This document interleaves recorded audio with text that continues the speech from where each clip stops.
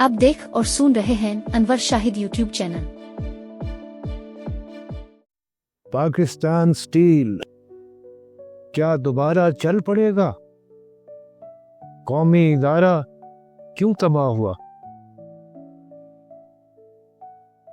Pakistan steel के बारे में करप्शन के किस्से कहानियों की गूंज पहली दफा सन 1990 और 1992 के दौरान सुनाई दी थी।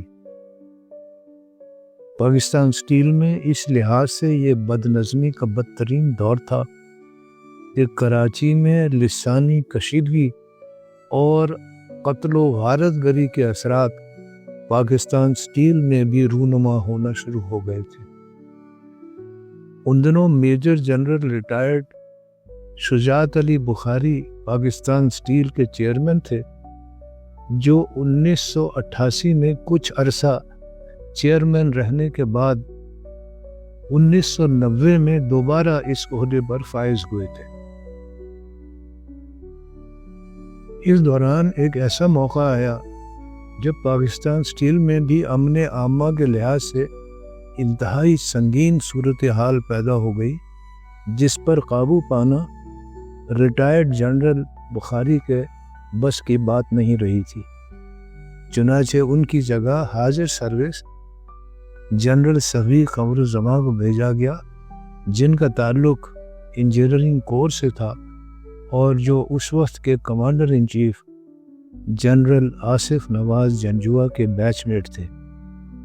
हालात को भांपते हुए वो पूरी तैयारी के साथ आए थे और अपने साथ हसास इदारे का एक फौजी दस्ता भी साथ लाए थे, जिसकी क़यादत एक कर्नल कर रहे थे। इस दौरान ये भी हुआ था कि पाकिस्तान स्टील में एमकेएम की हिमायत याफ्ता सीबीए के सरबराह खालिद मुर्तज़ा रेंजर से तसादुम में दोनों टांगों से हमेशा के लिए महरूम हो गए थे। लेकिन इसके बावजूद एमकेएम ने समझदारी से काम दिया था और जनरल सभी कमरुज़्ज़मा से तसादुम की पॉलिसी इख्तियार करने से गुरेज किया था, जिससे हालात मामूल पर आना शुरू हो गए थे।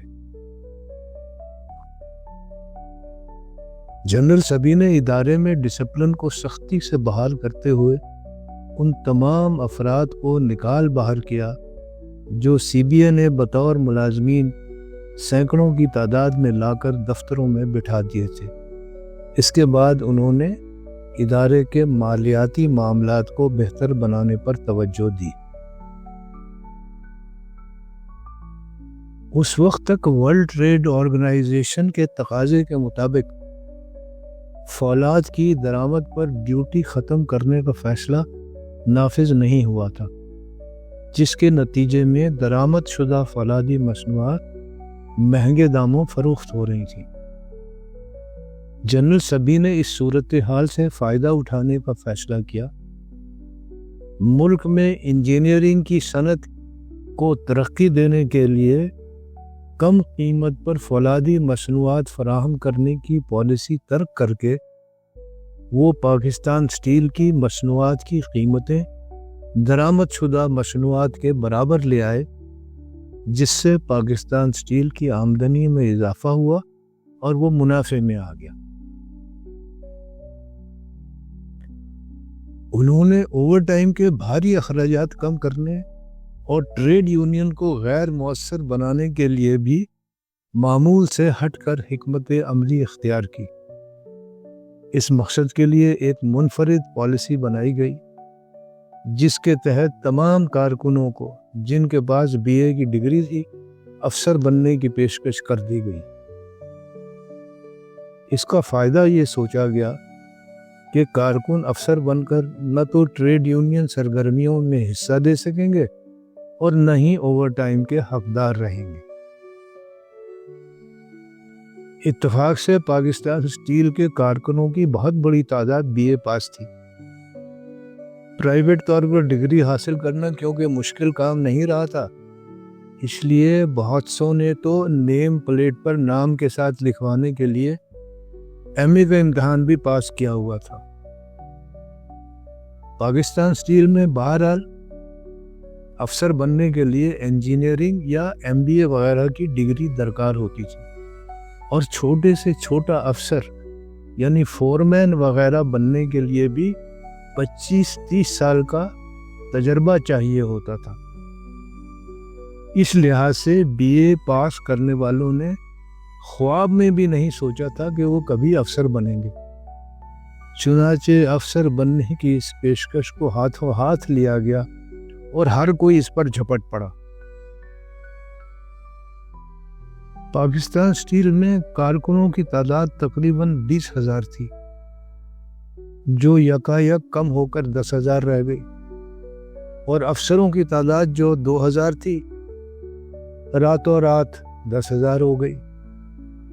گدھے گھوڑے برابر ہونے کا محاورہ تو سنا تھا، لیکن اس طرح برابر ہوتے ہوئے کبھی دیکھا نہیں تھا۔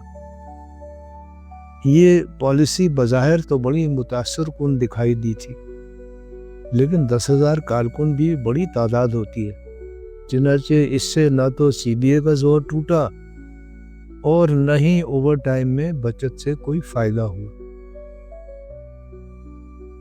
کیونکہ اس کی جگہ افسروں کو دی جانے والی مراعات پر خرچ ہونے والی رقم نے لے لی۔ البتہ یہ ضرور ہوا کہ اسٹیل مل کے افسروں کی عزت 2 ٹکے کی رہ گئی، جس کی بنا پر لوگوں نے اسٹیل مل کے افسروں کو رشتے دینے بند کر دیے کہ خدا جانے یہ اصلی افسر ہے یا BA پاس افسر ہے۔ جنرل سبھی کی مدت ملازمت میں توسیع نہ ہو پانے کی ایک وجہ یہ بھی تھی کہ ان کے ہم دستہ جنرل آصف نواز کا حرکت قلب بند ہونے سے اچانک انتقال ہو گیا تھا، اور ادھر مرکز میں بھی نون لیگ کی جگہ پیپلز پارٹی کی حکومت آ گئی تھی۔ اگلی قسط میں جانیے